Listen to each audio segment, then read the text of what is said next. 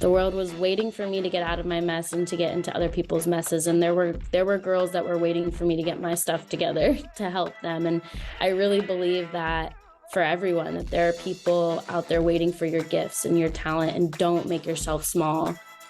Take up space, as much space as you need. Welcome to the One Girl Revolution podcast. It's your girl, Kate, here. This is the place to find inspiring stories of world-changing women and girls every single week. We have a new unique story coming your way every single week, so make sure that you subscribe to the One Girl Revolution podcast on Apple Podcasts, Spotify, YouTube, iHeartRadio, and everywhere you listen to podcasts. One Girl Revolution is a nonprofit multimedia organization that is dedicated to elevating the voices and stories of world-changing women and girls. You can find all of our podcast episodes, watch our Emmy-nominated documentary series on our website and on YouTube, donate to our nonprofit organization to help us continue our critical work to elevate women's voices and their stories, and so much more. Check out our website today at onegirlrevolution.com. This week on the One Girl Revolution podcast, I welcome Kat Wehunt, co-founder and executive director of the Formation Project. The Formation Project is a survivor-founded and survivor-led nonprofit organization that provides specialized services to those who have experienced human trafficking and or commercial sexual exploitation. They serve adults and 17 and 18-year-old youth, regardless of gender, immigration status, or orientation. The Formation Project is working to build a community led by survivors for survivors. They believe a positive and permanent impact in the lives of survivors is possible by ensuring access to sustainable services. Their services include outreach, intervention, case management, emergency shelter, and building a vibrant and consistent survivor community. Kat herself is a survivor of familial human trafficking. She is a woman who has been through hell and back, but jumped into the trenches to support and help other survivors. She's now a survivor leader in the movement to bring an end to human trafficking and injustice in our world. Kat is absolutely incredible, and I know you will be blown away by her and the Formation Project. The stories that Kat shares in this episode gave me chills, and even though so many of them are heartbreaking and oftentimes hard to hear, it gave me tremendous hope. The most fascinating thing to me about women is that they can go through hell and back and then jump into the trenches to empower and help other women. It's absolutely incredible, and the Formation Project is raising up an army of survivors. You don't want to miss this inspiring episode. So without further ado, here's my conversation with Kat. Kat, welcome to the One Girl Revolution podcast. Thank you for having me. I am so excited to have you on to talk about the Formation Project and all the incredible work that you're doing every single day. There's so much that I want to cover with you, but before we get into that, I love the evolution of the person, right? We all have a story. We all have different chapters of our story. And so I would love to rewind and hear a little bit about you, who you are, where you're from, and just a little bit about your life before the Formation Project. Sure. So I'm originally from Florida. Both of my parents are in law enforcement, and I'm one of 11 kids. So there's a lot of us. I think there are some significant pieces of kind of my story before I got into the Formation Project that really just led me to where I am now. And I probably wouldn't be doing this work without, but I'm a survivor of familial sex trafficking. So I was trafficked from the ages of 14 to 17 by an older relative and had no idea that this was human trafficking. I identified with sexual assault and being an incest survivor and lots of other struggles in my life and labels that I feel like I could have identified with. But human trafficking wasn't one of those, because I thought, well, I wasn't sold for $1 million on a yacht, and I wasn't taken to another country, and my dad did not have a special set of skills to come rescue me, and it wasn't the movie Taken, so I wasn't handcuffed to a bed or kept in a basement. And so I thought that that was what human trafficking was, and really just didn't identify myself with that because of what the media told us human trafficking looked like in our communities and our neighborhoods didn't quite match my experience. And so it wasn't until years later that I decided, I knew I had a story, and I knew I had went through some significant things that there was no real way to compensate for, but there definitely was a way to make them a gift to other people. And so I knew that I wanted to make what had happened to me a gift to other people. And just to mention, all through my trafficking experiences, my parents, who were in law enforcement, didn't know that I was being trafficked. I was still going to school and getting my doctor's appointments. And from the outside looking in, you wouldn't have looked at me and said, oh, she must be an at-risk youth, or there must be something going on. But I ended up leaving Florida and coming to South Carolina in Greenville. And I thought, I'm going to start working for a rape crisis center. This is what's most familiar to what I identify with. And I really want to help and make, an impact in this space. And so I was sitting in a training to become a victim advocate, somebody who shows up at the hospital when women experience assaults or men experience assaults and they have to do a SANE kit. I was going to be an advocate for that. And I was sitting in that training. It was the first time I heard human trafficking and familial sex trafficking in specific, and thought, oh my gosh, like that is what I'd been through. And so immediately I was like, are there any orgs that are doing this work that I could help out with? Like, I will take your trash out and clean your toilets. I just want to be in this space and learn and make an impact. And so that was kind of the road that got me into this space. And so when I did get into this space, finally, I didn't, there was no other survivors that I knew working in this space and in this movement. I was kind of the only one, and quickly became a case manager, and then did some program directing, and kind of evolved from there into consulting and things like that. Yeah. Kat, thank you so much for sharing your story. I'm just a firm believer that we all have different things that happen in our lives or things we've been through. And so often when one woman stands up and shares her story, no matter how difficult it is, no matter how painful it is, and not all of us are also called to share our stories, right? Sometimes it's you have to work through it on your own, but how brave of you to stand up and share your story, because I know it gives other women the courage to stand up, other people, individuals. It's not just about women. We focus on women on this podcast, but also your story is so important and critical for the world to hear about and see, because there are so many misconceptions when it comes to sex trafficking and human trafficking. We all have an idea. We've seen the news stories, right? We all have an idea about what that looks like. Or I recently saw Sound of Freedom, incredible film. That's one aspect, right? Where these two children are trafficked, not to give away the whole film, but they're trafficked away from their dad, and the dad goes on this hunt to find them, but it doesn't always look that way. A lot of times it's very subtle. And whether it's family or, a boyfriend or girlfriend, there are so many different stories. Every person has a story and every story is unique. But I'm so grateful for you sharing your story, and even sharing that facet about how your parents didn't even know it was happening. Here they're in law enforcement and people are like, wait, what? How could they not know? But your story happens all the time. Yeah. Yeah. I think we as survivors grow up in the same culture that everyone else does. And so we are listening and consuming the same misconceptions. And so a lot of survivors that we serve, I've served hundreds of women, and I think I've had one woman ever come to me and say, I was a victim of human trafficking. Most of the time, we're the first person telling them what you went through was human trafficking. Just because we're raised in the same culture. And so we're believing the same misconceptions that other people are. Kat, what were the things, or maybe it was one thing or multiple things that really helped you find healing, and also like find that power in you to speak up? I'm a firm believer that our lives, we're healing from things our entire lives, and you might go through something or have something happen to you, or an experience where the wound heals, but that scar will just always be with you, and you always kind of walk with it. But how did you kind of come to terms with what had happened to you, and what are some things or resources that really helped you? That's a great question. I think a lot of times we want to focus on the escape or the rescue piece and getting the victim out and putting the bad guys away. But what happens after that is something that I feel like we don't talk about enough. And it's a really hard journey after exit from exploitation.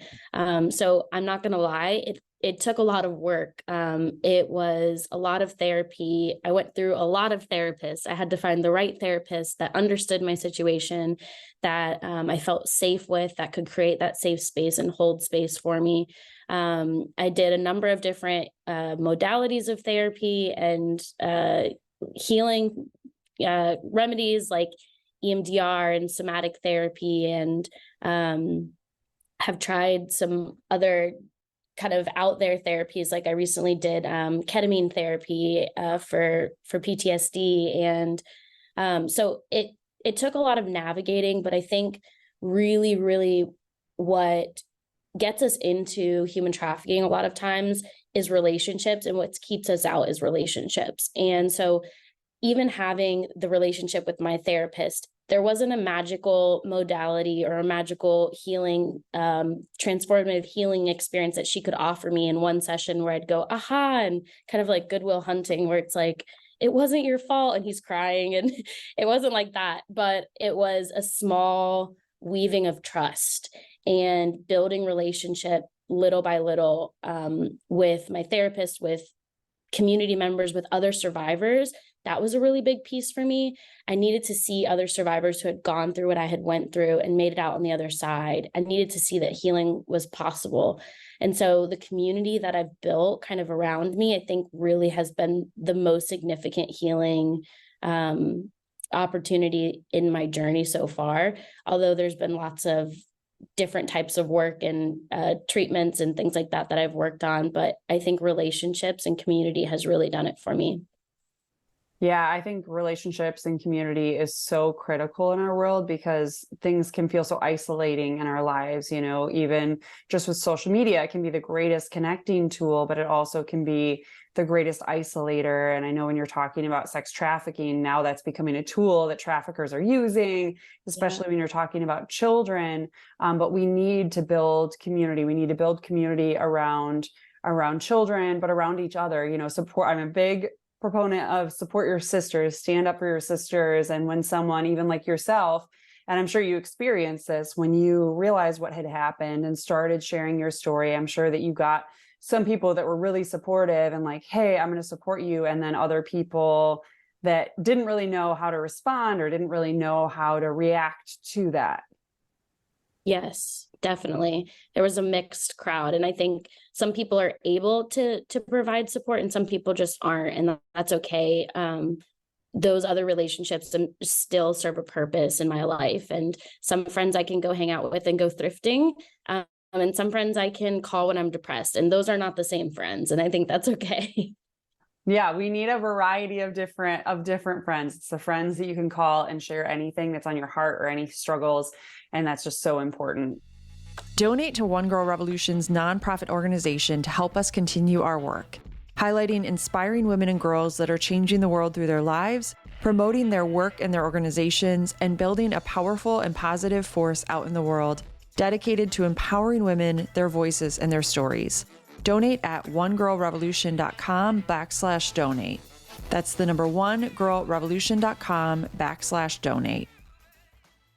I want to talk about the Formation Project. So you shared a little bit about, you know, the journey towards the Formation Project.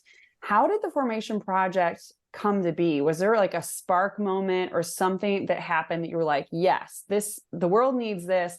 I'm going to use my own experience and share my own story and open up the gateway for others? Yes, there was kind of a moment for me. So I was working in direct services. So I was the person that law enforcement would call at 2 a.m. when they had potential victims. I was working doing case management and one-on-one with survivors in the upstate of South Carolina. And so I was dealing with a lot of, domestic trafficking. And there was one specific person that I served, and her name was Heaven. And I met her in when I first began to work with this organization, and she was like a 4'10" Spitfire, just force to be reckoned with when I met her, and just like a strong-willed person who had been through so much, and horrific past and history of abuse. And I worked with her over a period of 4 years. where she detoxed off of a really intense heroin addiction. She worked towards getting housing. She started mowing lawns and cleaning houses to get her first apartment. And she ended up getting custody of all 3 of her kids back, which was a huge battle. And she started working as a crane operator, supervisor, and she's calling me like, Kat, I'm drug testing people now. Is this not funny? And I'm like, girl, they should have background checked you. No, I'm just kidding. But she worked really hard and worked her butt off. And it was nothing that I did. I was just walking alongside of her, and she really just had the determination and her eyes fixed on hope, and she was running towards it. And she became sort of a success. She graduated the program.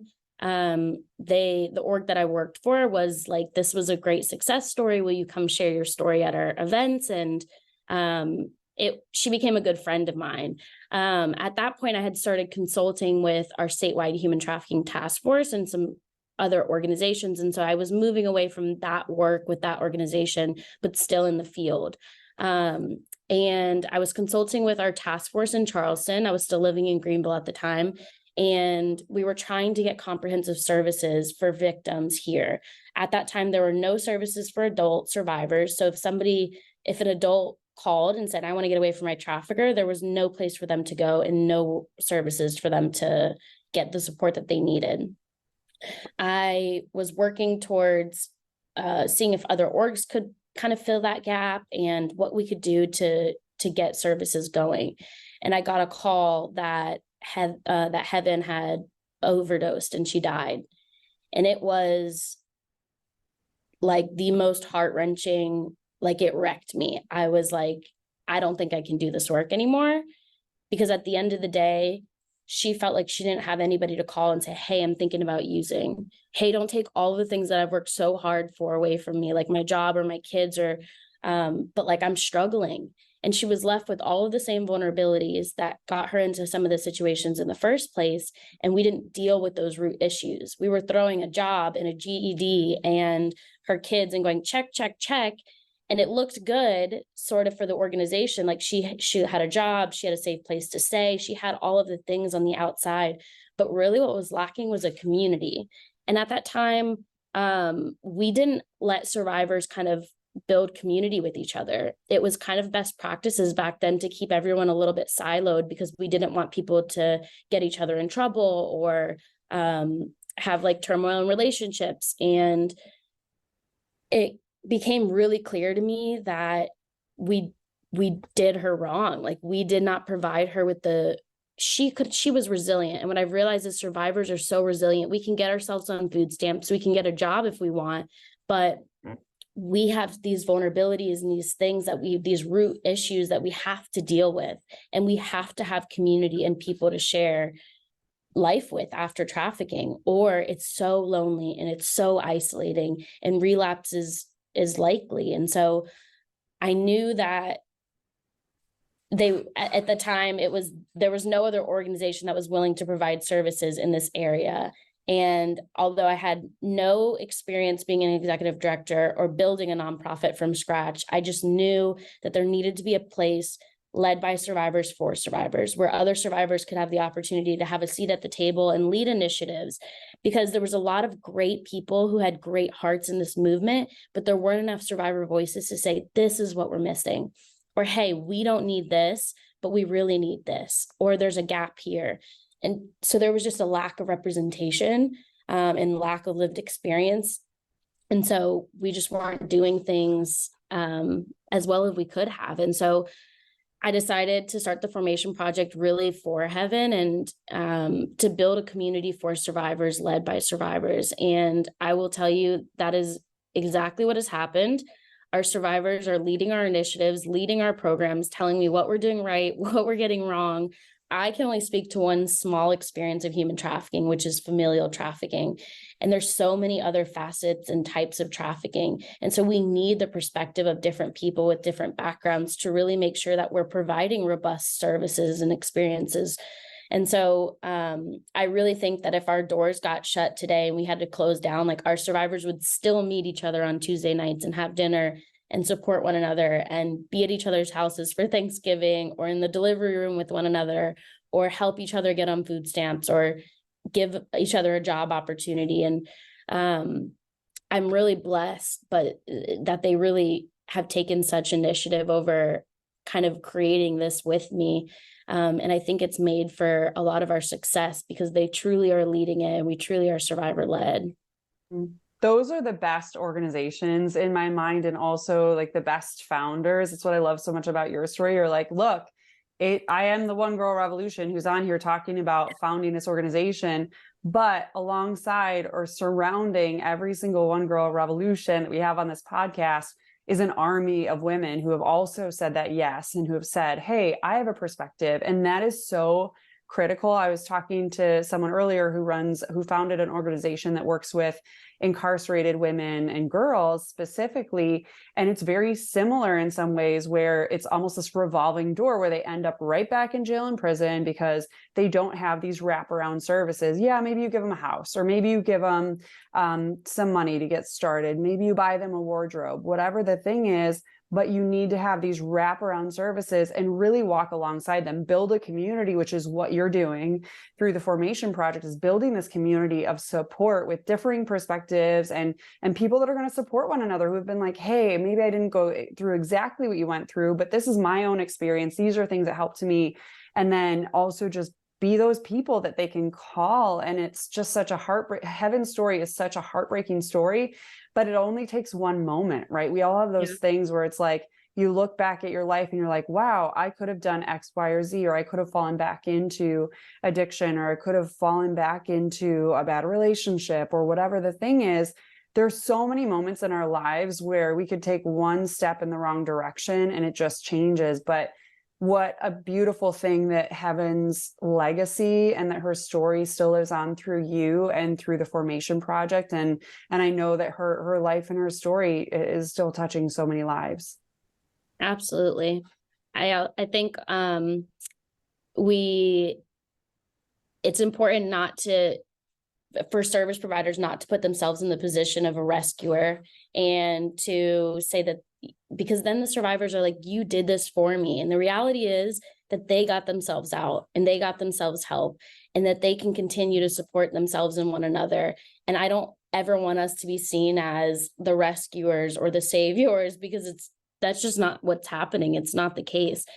And it empowers survivors to know that they can do it for themselves and they can do it for each other. And I think that is what is going to be, hopefully, our legacy is community.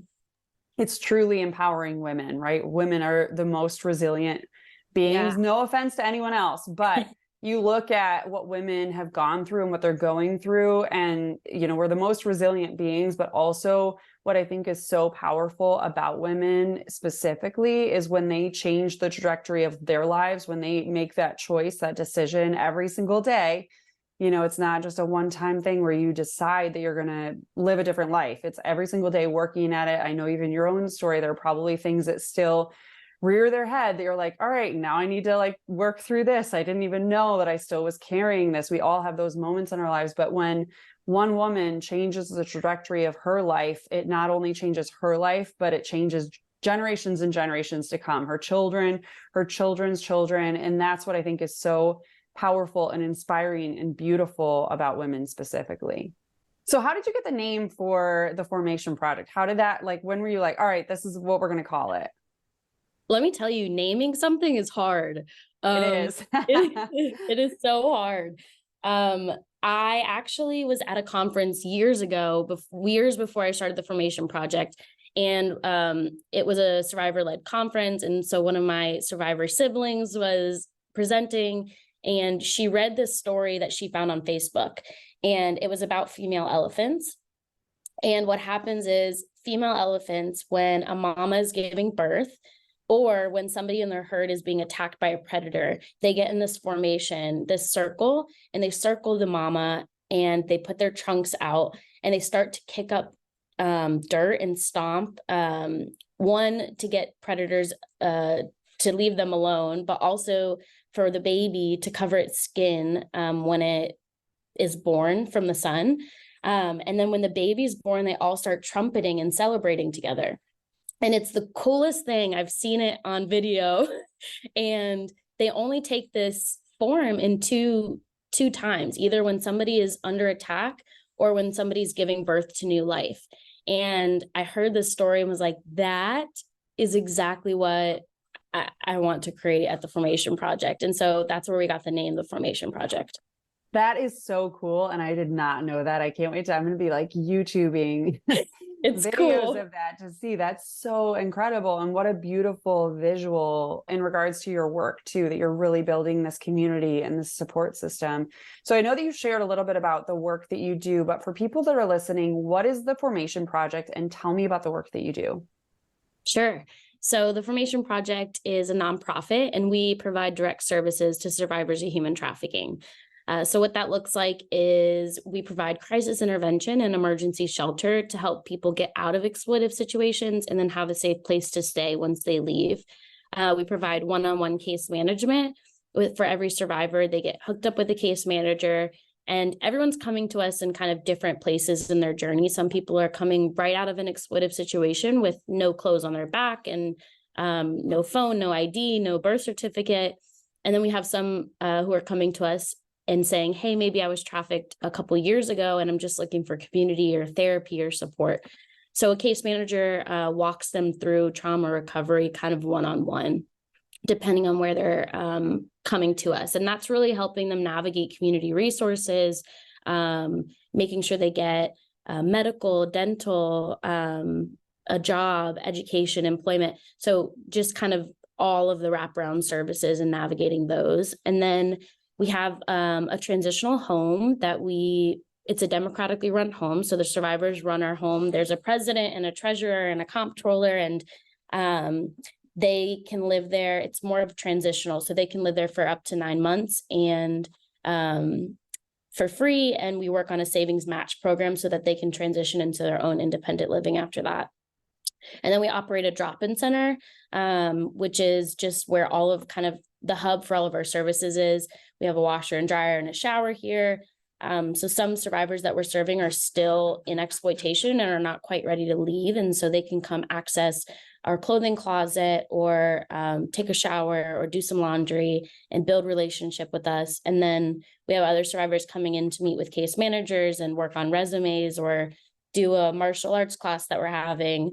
Then we have peer community, which is just our survivor community. Every Tuesday night, we have dinner together, and we just have a support group, and we talk about what's going on in our lives and how we can support each other. And it's just a really special time of our week. And then our last program is our survivor leadership program.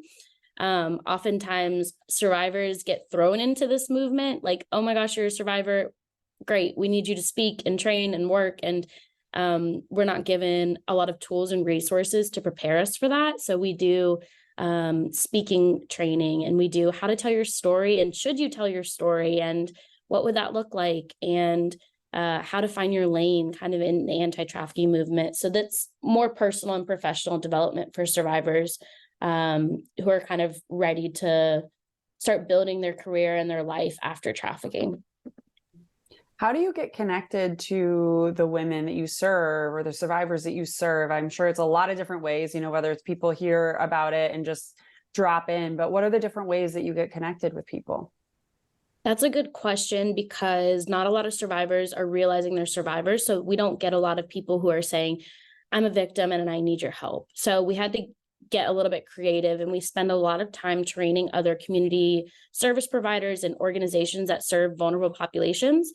So with trafficking, it intersects a lot with homelessness and addiction and mental health and domestic violence and sexual assault. And so we spend time training other organizations to implement screening tools and to kind of catch victims that may be falling through the cracks. So in their intakes and things like that, we'll help them look for trafficking, look for the signs of trafficking. And then we get a lot of community referrals. We get a lot of word of mouth. So a survivor will come to us and then say, hey, I have another friend who needs your help. And so we get a lot of referrals through that and through partner organizations and law enforcement as well. Kat, I know there are so many stories. You shared Heaven's story, you've shared your own story, and I'm sure there are so many stories through the years that you could share. But I'd love to kind of zero in on the Formation Project and the years that you've been working on this.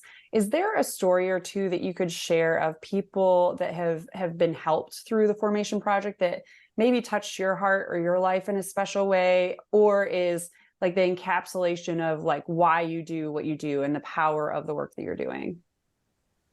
Yes. So actually the first client that we ever were able to serve at the Formation Project, we didn't have a building. We were, I mean, really just figuring what does this look like out, but we were ready to help and wanted to help. And so we got referred a survivor that came to us that was trafficked. She was in her 40s and she was just recently trafficked. And we served her for about 2 to 3 years. I mean, just working through addiction, working through just horrific trauma that she had been through, watching her get a job in an apartment and a safe place to live. Eventually she started working for the organization that referred her to us. And then after that, we eventually hired her. And so she works for us now and she is our community coordinator and she is fabulous. I mean, just like made for this work. And just like she had an entire life before her trafficking, businesses and a marriage. And you wouldn't think that this would be the type of person that would be, trafficked, but watching her walk through trauma recovery and face her fears with more courage than I could tell you was just really awesome. And being able to hire survivors, we have about half of our staff are survivors, was a dream come true. I knew that we needed more survivors at the table and to have seats at the table. And so that was just a really special story to me. And she is just a special person as well to me. It's incredible to hear these stories of women going back or survivors going back and helping others and just walking along, not even helping others, but really walking with them. And like you said, it really is a decision. It's a journey for each person. Each story is so unique. Each person's journey is so unique, but really having these other survivors come back and walk alongside people that are going through it or experiencing it in real time. Yeah, absolutely. Watch One Girl Revolution's Emmy-nominated short documentary, The Girl Inside, on our YouTube channel or at onegirlrevolution.com.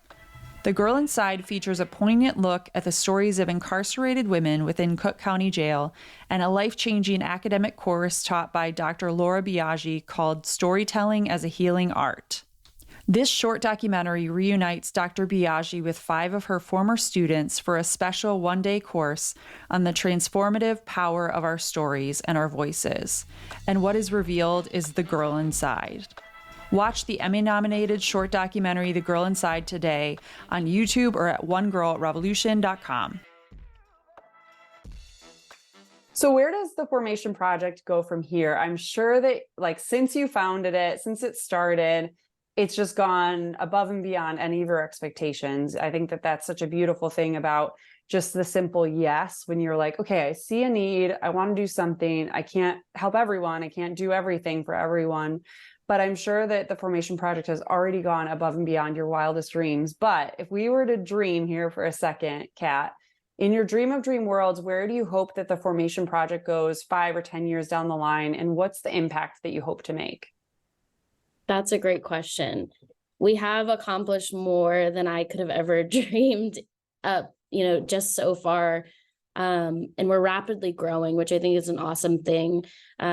And it's just a testament that the need is there and that there are people who are waiting for our services. And so we're growing out of our center, our drop-in center right now. We are full. We have desks back to back to make it work. And so I really would love for us to have a large community center one day where it's a hub for a one-stop shop. We're finding survivors in the first month are going to 10 to 15 different service providers to get all of their basic needs met. And so it's just a lot of navigating and it's hard. For me, I can't figure out how to pay a parking ticket, whether it's magistrate court or this court or that court. It is hard. And so a one-stop shop where services are in-house, where they can get medical attention, mental health, community support, education and employment support, all in one space, I think would be amazing. And that it would be mostly survivor led would be a dream come true to me. So hiring more survivors and getting more diverse experiences and backgrounds, and offering services and honing services more niche based on the type of exploitation would be, I think, super impactful to the work that we do. And I really think that community is what we do best. And so I would love to just be able to expand that community into our state and, even nationally, building the survivor community up where survivors can connect with other survivors and learn from one another and support one another. And I don't know exactly what that looks like yet, but that is the hope. It's incredible, the work that you're already doing. And I just have this vision in my mind for this community center, and you tapped into something that I think all of us can relate to.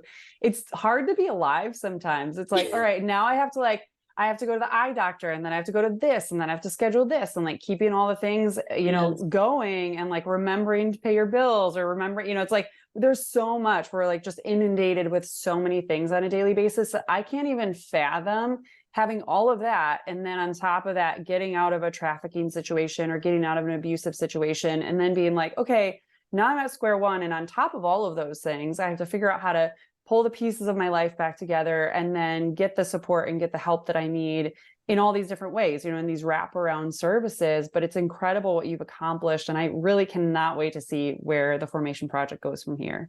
Thank you so much. Me too. It's going to be a ride, that's for sure, but a ride that I'm excited for. Yeah, I'm excited, and I can't wait to continue to follow. So for people that are listening, what can they do to support the work that you're doing, and what can they do to get involved? Great question. There's many different ways. This is one of the biggest social justice issues of our times. And so there's so many facets and ways for people to be able to get involved or make an impact in this space. I always say I've never met a job or career that can't impact this movement. If you cut hair, survivors need haircuts. If you provide dental care, survivors need dental care. If you're a real estate agent, there's survivors who want to be a real estate agent and could use mentoring services to help them navigate and figure out what does that look like. And so really using your passion and your profession to figure out what's a good way for me and what's reasonable for me to be able to tap in and make an impact into this space. So if you can donate your time to an organization that's providing services, we love our volunteers and we need them, and we can't do the work that we do without them. But also, if you don't have time and you have a profession and you're able to give financially, it costs so much money to provide these services to survivors. And we're really providing that entire wraparound care from beginning to end. And so we need the community and the financial support to continue the work that we do. And I want survivors to know, like, the government is not just giving us grants to pay for this, but your community cares about this, and your community cares that trafficking is happening in our neighborhoods and our cities, and they're making an impact and they're giving back. So I would say find a local organization, volunteer your time, get involved. If you're good at speaking, you can, there's so much awareness that needs to be happening about this. And even if you don't have time to do any of those things, follow us on social media, follow other survivor-led orgs and share their posts, engage with their posts. That helps us get the word out. There's still so many misconceptions about this issue. And so as much awareness as you can, as we can spread, the better. And talk to your kids, have open, honest conversations with your daughters about consent and what's okay, and with your sons, right? Like 99% of buyers are male. And so this problem wouldn't happen if people weren't purchasing sex at alarming rates. So let's teach our next generation not to contribute to this problem and to help solve it. So there's definitely some way, shape, or form that you can get involved or impact human trafficking just in your everyday life. I love all of those different ways that you shared. And of course, people can donate to your organization, follow you on social media. I will put your website, all your social media links so people can easily follow. And awareness is so important. And, having these conversations, like you said, with our children, with our friends, sharing stuff on social media. You never know who's going to see something and whose eyes are going to be open to it. And I think specifically with human trafficking, like we started out talking about, people have all these misconceptions, or they have an idea of what it is. And the reality is there are so many varieties and so many different stories and experiences of people that we need to spread awareness and share those stories. And I also love that you brought up profession. Like, no matter what profession you're in, it's needed in this movement. And I always think about giving of your time, your talent, and your treasure. And there are different chapters of our life, right, where you might not have the money or you might not have the time because you have so many other things going on, but can you give of your profession, right? Can you say, I'm going to do free haircuts for survivors in my own community? Reach out. It's so easy, especially with social media, for us to identify a shelter or an organization in our own communities and say, you know what, I can't give of my money. I can't give of whatever, I can't do this, I can't do that, but what can you do? And can you do something? Can you give resume writing? Can you help survivors write their resume? Can you help them with interview prep? Can you help them tell their story, right? If you're a writer or a speaker or you work in PR and media, that's my background. And so I love giving of my talent in that way and like figuring out ways that I can give back, but we all can do something. And this movement needs each and every one of us. Yes, absolutely. Kat, if you could get to the very root of why you do what you do, I know that probably your story, your own experiences are a part of what drives you, the driving force. And I know there are probably days where you're dealing with some really difficult situations, heartbreaking situations, or maybe days where you apply for a grant and you get rejected, or you're like, nobody sees the vision that I see. If you could get to the very root of why you do what you do every single day, what would you say that root is? It's for the survivors that I serve, and for the survivors that are still out there. They keep me coming to work every day. If they can figure out and face their biggest fears, I can figure out how to write a grant report, or I can figure out how to, manage a nonprofit. And so they absolutely are the reason for what I'm doing. And it was so important in my healing journey to get out of my mess and to get into other people's messes. Like, that was healing for me. And sometimes I think that they do more for me than I could ever do for them in this work. Because it really does impact you. Like, if you get involved in this work, like, it will change your life. And it will give you perspective, and it will give you hope. And celebrating with survivors, these accomplishments that they're making every day, keeps me going and keeps me doing what I'm doing. I hate to ask blanket questions or ask you to make a blanket statement to survivors, but I just would be curious for people that are listening out there. Maybe they've survived human trafficking, maybe they've survived familial trafficking, like you've shared about, and they have never shared their story before, or maybe even haven't recognized that was wrong, or that was trafficking. What would you say to survivors that are out there? What message would you send to them? I would say that you're not alone. There's many of us who've been there and have gone through it, and you are not alone in this. And I would say that resources and support is not a luxury, it's a necessity, and that you're so worth it. So reach out and get resources and support, because you're worth that. Kat, you are such an inspiration, and I can't wait to continue to follow everything that you're doing and continue to follow the Formation Project. But I'm curious, I had you on this podcast because you are a One Girl Revolution, and we've talked about a lot of other One Girl Revolutions that are tied into the Formation Project. And I know that you're meeting One Girl Revolutions every single day, but who is a One Girl Revolution in your life? Who's a woman or girl that inspires you?